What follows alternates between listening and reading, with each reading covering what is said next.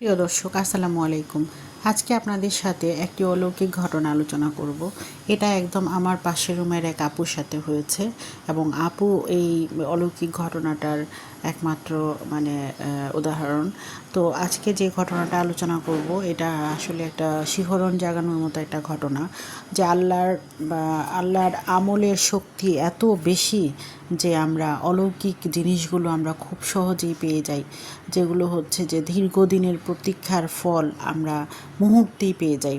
তো আজকে যেটা আলোচনা করব সেটা হচ্ছে একটা আপুর ঘটনা। সেই ঘটনাটা হচ্ছে, আমার পাশের রুমে একজন আপু থাকেন। তো উনি হচ্ছেন যে আমার সাথে একদিন ওনার দেখা হওয়ার পরে ওনাকে জিজ্ঞেস করলাম যে, আপু কী অবস্থা আপনার, কেমন আছেন আপনি?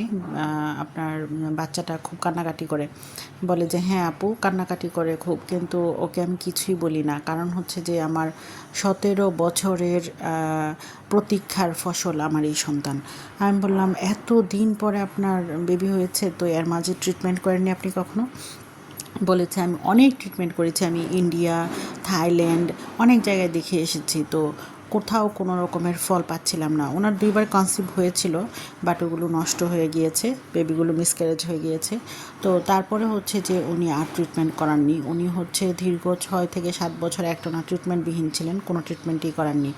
তারপর হচ্ছে উনি চিন্তা করলেন যে আমি তো অনেক ট্রিটমেন্ট করিয়েছি, অনেক কিছু করেছি, তো আমি এখন উনি নাকি একটা জায়গায় শুনেছিলেন যে একটা আমলের কথা একজন বলেছিলেন ওনাকে, ওনার একজন বড় বোনই নাকি বলেছিলেন এই আমলটার কথা। তারপর উনি চিন্তা করলেন যে মনে প্রাণে উনি এটাকে ধারণ করলেন এবং মনে প্রাণে বিশ্বাস নিয়ে উনি এই আমলটা করা শুরু করলেন। আমলটা হচ্ছে যে উনি প্রথম আস্তাগফিরুল্লাহ আস্তাগফিরুল্লাহ আস্তাগফিরুল্লাহ এভাবে অল্প অল্প অল্প অল্প করে 500 200 300 এরকম করে পড়া শুরু করলেন। তারপর হচ্ছে উনি যখন দেখলেন যে ওনার লাইফের কিছু কিছু চেঞ্জ আসছে এগুলোর কারণে, আস্তাগফিরুল্লাহর কারণে, তখন উনি এটাকে আরও বাড়িয়ে দিলেন। তখন নাকি উনি গুনে গুনে 1000 2000 3000 এরকম করে পড়ছিলেন।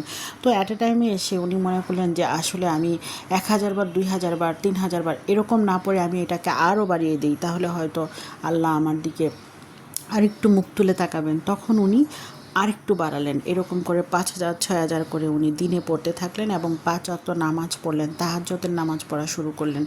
আর হচ্ছে আল্লাহর কাছে চাইতে থাকলেন যে প্রতি আস্তাগফিরুল্লাহ 100 বার পড়ার পরে উনি একবার করে দোয়া পড়তেন যে হে আল্লাহ, আপনি আমাকে সন্তান দান করুন। এবং সন্তান হওয়ার জন্য যে দোয়াগুলো, রাব্বি হাবলি মিনাস সালিহিন, রাব্বি লা তাজারনি ফারদা ওয়া আনতা খায়রুল ওয়ারিসিন, এই দোয়াগুলো উনি বারবার পড়তে থাকলেন। অ্যাট এ টাইমে এসে দেখা গেল যে উনি সব সময় উঠতে বসতে খেতে, খাওয়া বাদে উঠা বসা হাঁটা চলা সমস্ত কাজের সময় আস্তাগফিরুল্লাহ পড়তে থাকলেন এবং উনি দীর্ঘ 17 বছর পরে পুত্র সন্তান